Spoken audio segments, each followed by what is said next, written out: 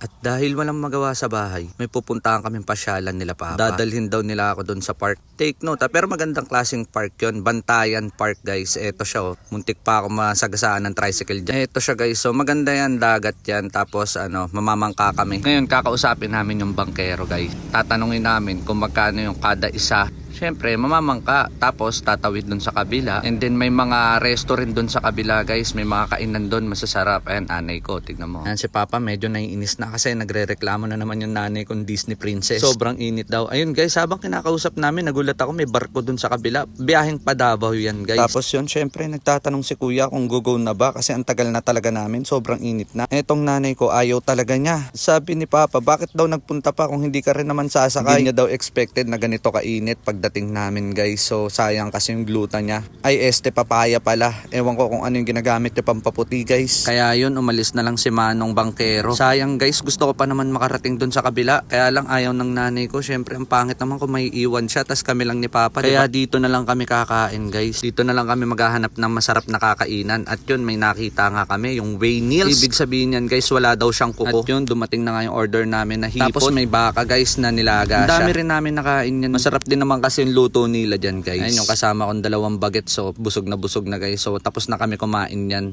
Ayun lang, bye bye, salamat sa mga nanood.